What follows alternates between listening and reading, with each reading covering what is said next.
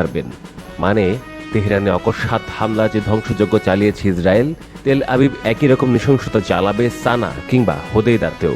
হুমকির সপ্তাহ না গড়াতেই সে জঘন্য কাণ্ড ঘটালো ইসরায়েল। রবিবার দিবাগত রাতে পশ্চিম ইয়েমেনের হোদেইদা শহরে সাধারণ মানুষ হয়তো সমস্ত দিনের কর্মব্যস্ততা শেষে বিশ্রামে যাচ্ছিলেন, তখনই আকাশ জুড়ে গর্জে উঠল ইসরায়েলি যুদ্ধ বিমান। অন্তত 20টি ভয়ঙ্কর বিমান হামলা চালায় ইসরায়েলি বাহিনী। লক্ষ্যবস্তু ছিল হোদেইদা ও আশপাশের কৌশলগত গুরুত্বপূর্ণ বন্দরগুলো। এই আগ্রাসনের পাল্টা জবাব দিতে বেশি দেরি করেনি ইয়েমেনের হুথি বিদ্রোহীরা। রাত গভীর হতেই তাদের ক্ষেপণাস্ত্র আঘাত হানে ইসরায়েলি ভূখণ্ডে।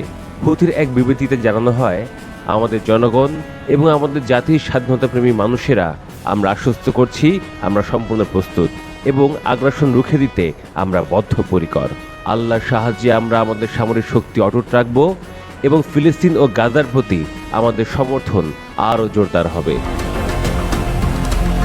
বিবৃতির পরপরই ইসরায়েলি গণমাধ্যমগুলো জানায়, অন্তত একটি ইয়েমেনি ব্যালিস্টিক ক্ষেপণাস্ত্র ইসরায়েলি আকাশসীমায় প্রবেশ করে। এর ফলে আতঙ্ক ছড়িয়ে পড়ে পশ্চিম তীর, আল কুদস সহ একাধিক এলাকায়। বেজে ওঠে সাইরেন। নিরাপত্তা বাংকারে ছুটে যান হাজারো ইসরায়েলি নাগরিক। সবচেয়ে বড় চমক দেখা যায় তেল আবিবের বেন গুরিয়ন বিমানবন্দরে। আতঙ্কে তাৎক্ষণিকভাবে বন্ধ করে দেওয়া হয় সব ধরনের ফ্লাইট, এমনকি সাময়িকভাবে স্থগিত রাখা হয় আন্তর্জাতিক বিমান চলাচলও। এদিকে ইসরায়েলি বাহিনী হুমকি দিয়ে রেখেছে যে হোদেইদা, রাস ইসা ও আল সালিফ বন্দরের পাশাপাশি হোদেইদা পাওয়ার স্টেশনও তারা বড় ধরনের সামরিক হামলা চালাবে। তাদের দাবি, এসব এলাকায় সামরিক তৎপরতা চলছে। ইয়েমেনি প্রতিরক্ষা বাহিনী বলছে, এসব হুমকি ও হামলা তাদের মনোবল ভাঙতে পারবে না, বরং গাজার উপর ইসরায়েলি নিধনযজ্ঞ যত বাড়বে, ইয়েমেনের জবাবও হবে তত বেশি কড়া।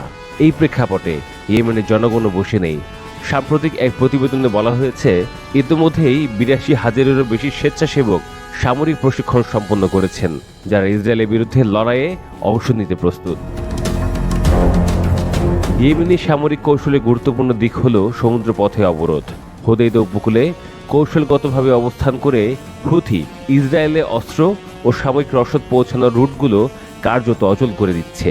এর ফলে শুধু ইসরায়েলি নয়, আন্তর্জাতিক সম্প্রদায় উদ্বিগ্ন। গাজায় ইসরায়েলি হামলায় এরই মধ্যে নিহত হয়েছেন 57,000-এরও বেশি ফিলিস্তিনি, যাদের মধ্যে বহু নারী ও শিশু রয়েছে। এই অব্যাহত গণহত্যার প্রতিবাদেই হুথি হাতে অস্ত্র তুলে নিয়েছে।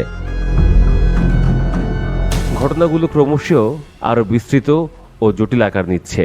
মধ্যপ্রাচ্য জুড়ে যুদ্ধের সুর এখন